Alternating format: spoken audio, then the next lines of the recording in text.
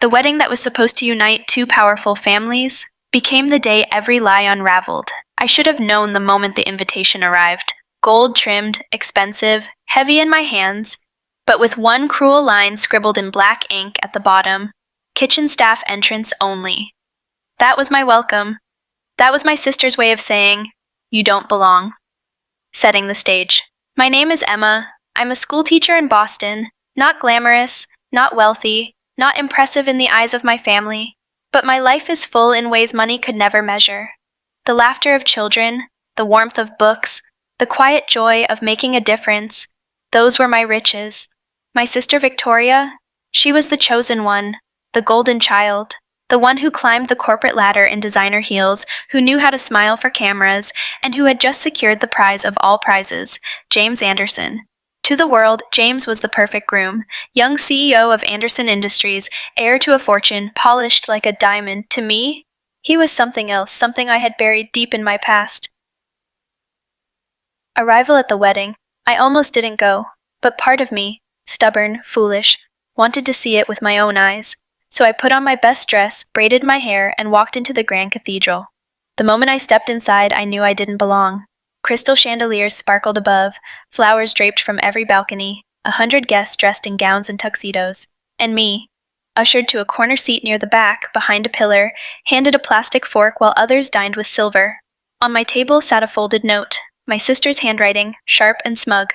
2 words, "Know your place." My throat tightened. I wanted to leave, but something, fate maybe, kept me there. The ceremony begins. The organ roared, the crowd rose to their feet, and there she was, Victoria, walking down the aisle in a dress worth more than my entire yearly salary, a crown of diamonds in her hair, a smug smile painted across her face, the picture of perfection. And at the altar stood James, tall, polished, composed, but when his eyes drifted across the crowd, they landed on me, and everything changed. The shocking moment. He froze, his jaw tightened. And then, the unthinkable. The ring slipped from his hand. It rolled across the polished marble floor, clinking softly, spinning, until it stopped, right at my feet. A hush fell over the room. Whispers spread. All eyes turned toward me. I bent down slowly, picked up the ring, and when I lifted my gaze, his eyes were locked on mine. 2 words slipped from his lips. Barely a whisper, but I heard them. Emma. Rose. Flashback, 15 years earlier. The cathedral disappeared, and suddenly I was 19 again, working in a tiny Boston coffee shop, apron dusted with flour, hair tied back, dreaming of nothing more than paying rent. He was 22. Back then, he wasn't James Anderson. He was just Jaime. A grad student with messy hair, a crooked smile, and eyes that saw me like no one else ever had.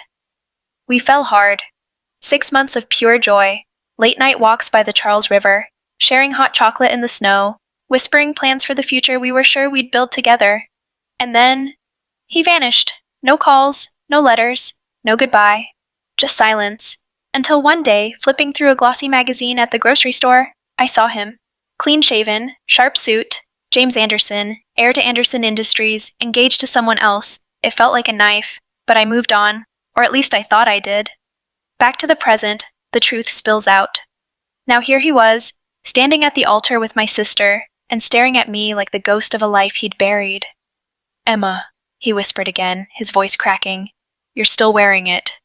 I looked down, on my finger, hidden beneath my clutch, the silver promise ring he'd given me all those years ago, the one I had never been able to take off. The crowd gasped. Questions erupted, and then a thunderous voice boomed from the front row.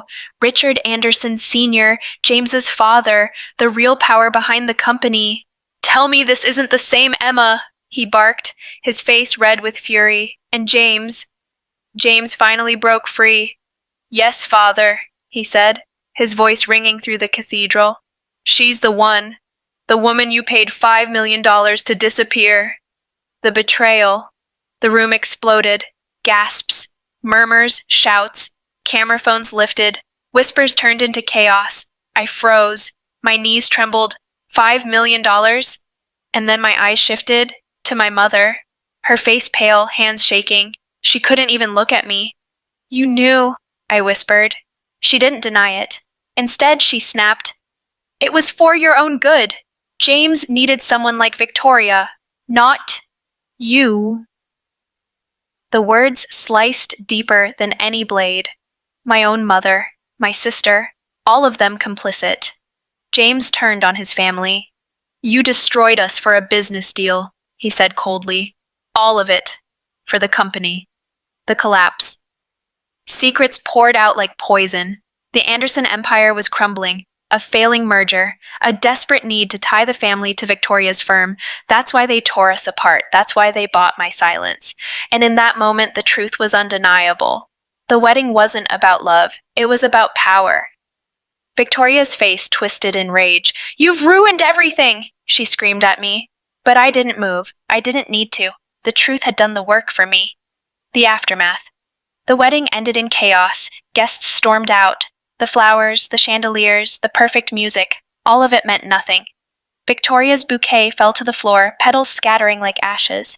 Her perfect world, crumbling.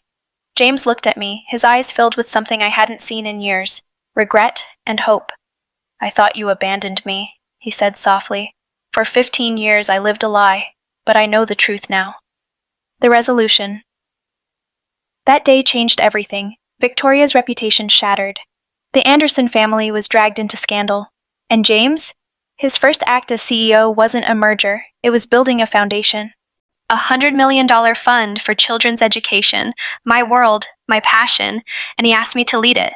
For the first time, my work, my students, were given the resources they deserved, and James, the boy I had loved, the man who had been torn from me, slowly found his way back, not with grand gestures, but with quiet moments. Coffee in the mornings, walks by the river again, and one simple gold band placed beside the silver one I had never taken off.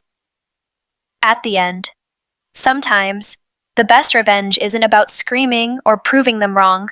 It's about rewriting the story they thought they controlled.